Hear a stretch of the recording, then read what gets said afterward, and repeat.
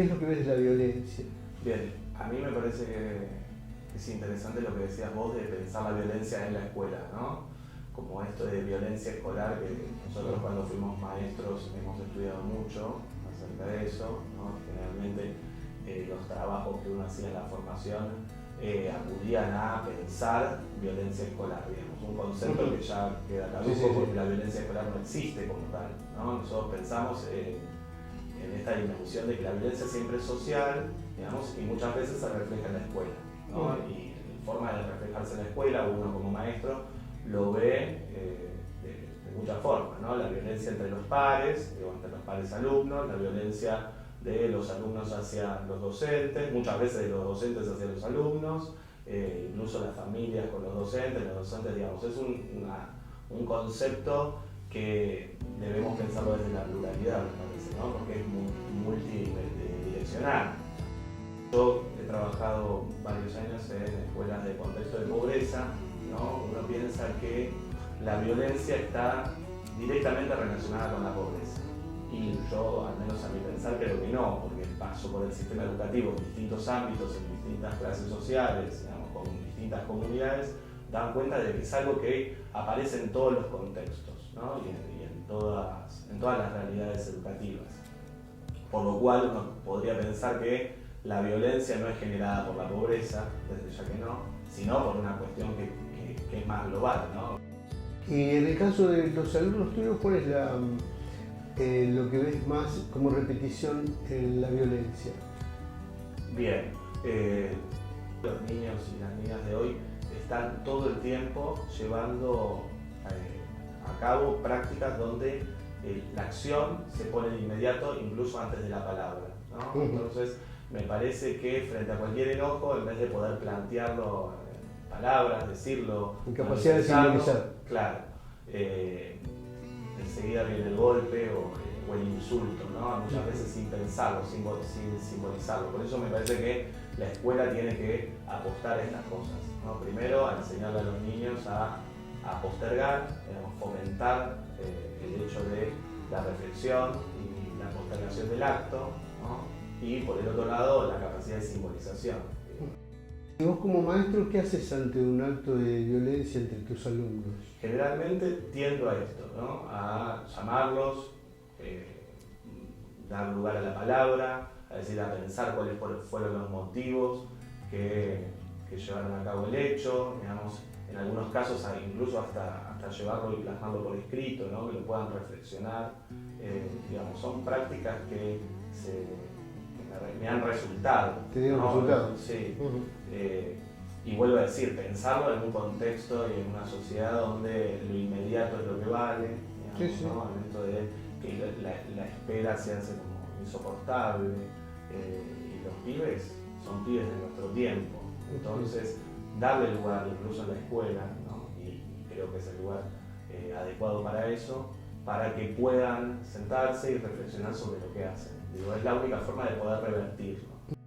En la escuela, como ente burocrático, ¿qué paso sigue ante la violencia de los chicos? Bien, generalmente se llevan a cabo programas de convivencia, ¿no? Hay programas de gobierno, donde, por ejemplo, vínculos saludables, o programas donde se forman a los docentes para llevar a cabo prácticas que tiendan a revertir ciertas situaciones, pero generalmente estos programas van en situaciones que son muy complejas.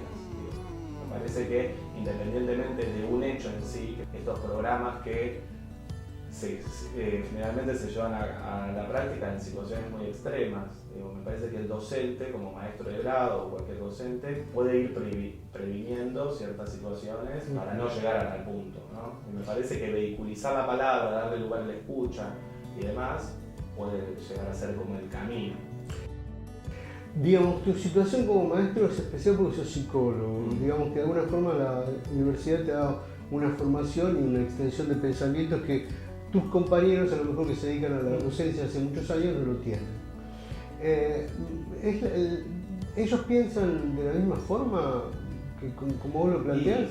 Hay multiplicidad de ser docentes, sí. ¿no? Como hay docentes incluso muy tradicionales, donde ellos muchas veces son los generadores de violencia hacia los alumnos, entonces yo no le puedo pedir a los chicos que no se griten ni se traten mal cuando hay un docente que todo el tiempo los está maltratando, ¿no? Que me parece que tiene que ver con el ser docente del siglo pasado, ¿no? Es decir, cuando un docente ve como si se quiere cuestionar su autoridad, ¿no? Utiliza estos recursos que son autoritarios, ¿no? Muchas veces que es lo seguro, y no es poca cosa pensar la autoridad docente hoy en día. Creo que la construcción del rol docente y de la autoridad docente hoy implica como mecanismos mucho más complejos de lo que quizás tenían nuestros docentes cuando nosotros éramos niños, ¿no? Hoy creo que la autoridad pasa por, desde ya, ¿no? El concepto de autoridad es de legitimar el poder, ¿no? Básicamente pasa por la mirada y el reconocimiento del otro, ¿no? Si los alumnos no te ubican en ese lugar de figura de autoridad, difícilmente se pueda construir un vínculo saludable, un vínculo donde la palabra sea el vehículo de comunicación entre adultos y incluso entre adultos y niños y entre los niños entre sí, ¿no?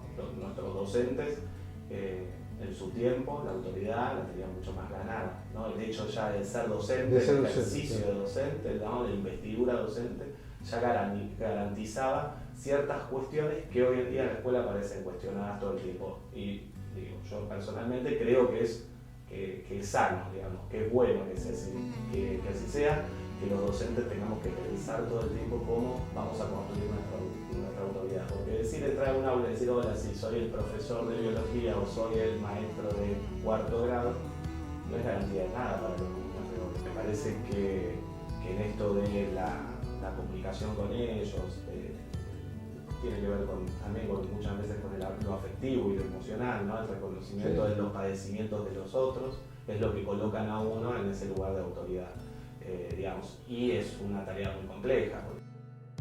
¿Y hay distintos tipos de violencia de acuerdo a la edad en la escuela? Sí. ¿Cómo vos pudiste observar? Sí, generalmente los adolescentes, la violencia que parece como más presente es aquella que está vinculada con la sexualidad o con el cuerpo, ¿no? Y vuelvo a decir, vivimos una cultura de la imagen donde todo es espectáculo, donde lo que importa es lo que uno tiene, si se quiere, o lo que uno muestra de lo que es. Entonces ahí los adolescentes saben, son muy dañinos cuando quieren herir a otro, ¿no? Entonces saben cómo hacerlo. Y generalmente la cuestión de la imagen corporal es lo que aparece, y aparecen muchas cuestiones en torno a la sexualidad, ¿no? Los niños es distinto, digamos, los niños más pequeños, la violencia generalmente es mucho más física, ¿no? Hay algo que no me dijiste, o que me dijiste y que me molestó, y enseguida viene el golpe. Entonces, la cachetada, te pongo la traba, o te empujo, digamos, la palabra, vuelvo a decir, aparece mucho más presente en los adolescentes como forma de violencia hacia un otro. ¿Y con los chicos de otros países? Yo he trabajado en una escuela donde el 90% eran inmigrantes, ¿sí? Latinoamericanos, o hijos de inmigrantes, muchos son argentinos, pero sus padres eran paraguayos o bolivianos. Y lo que me ha sorprendido muchas veces es de que los inmigrantes, ¿no? También discriminan a otros inmigrantes. Cuando se vuelve, ¿no? Como se vuelve, si se quiere, hegemónico en el grupo, el ser paraguayo, por ejemplo, el boliviano es el discriminado y el boliviano es violentado, ¿no? Entonces, muchas veces se utiliza esto como un mecanismo si se quiere, de ser maltrato entre los padres, ¿no? Pero se utiliza mucho para agredir al otro, ¿no? Boliviano, sos boliviano, y a lo mejor, y eso es todo el tiempo trabajarlo con el mismo grupo, decir, bueno, ¿no? Todos venimos de familias de inmigrantes, o la nacionalidad no hace las características, ¿no? Yo siempre trato, ahora tengo un grado más chiquito, segundo grado, pero siempre igualmente, aunque sea el segundo grado, siempre trato de pensar que un rasgo, una característica de la persona no la define como tal, ¿no? Es decir, bueno, el ser boliviano no te hace que lo único que pase por tu vida es el ser boliviano, ¿no? Entran un montón de factores, digamos, y que hay que respetarlos y hay que valorarlos, ¿no? Se reconoce que obviamente es multicausal el tema de la violencia, pero ¿cuál crees vos, estando en la educación, desde tu concepto personal, ¿no? Y con tu formación en psicología y como docente, ¿cuáles son los errores? Bien, a ver, varios, ¿no? Me parece que tradicionalmente la escuela no ha pensado el lazo social, ¿no? El lazo grupal. Me parece que por ahí pasa la cosa, ¿no? La falta de cooperación y de prácticas que tiendan a generar grupos que cooperen entre sí, ¿no? La escuela ha sido siempre desde su fundación, y creo que hoy en día también lo sigue siendo, totalmente individualista, donde el otro aparece muchas veces como un rival, como alguien en el cual yo tengo que competir, y no como alguien que me va a sumar necesariamente para lograr algo, una producción colectiva que sea enriquecedora, ¿no? Cuando hay competencia, cuando hay individualidad, cuando lo que rige las prácticas escolares es la meritocracia, digamos, ¿no? Donde yo tengo que ser el mejor a costa de cualquier cosa, y muchas veces a costa de que al otro le vaya mal. Es que la diferencia genera la violencia. Tal cual. Pues yo creo que una de las cosas que hacen el tema de la violencia es la burocracia. La burocracia, sobre todo, que lo vemos en el sentido de que se tratan siempre de salvar ellos.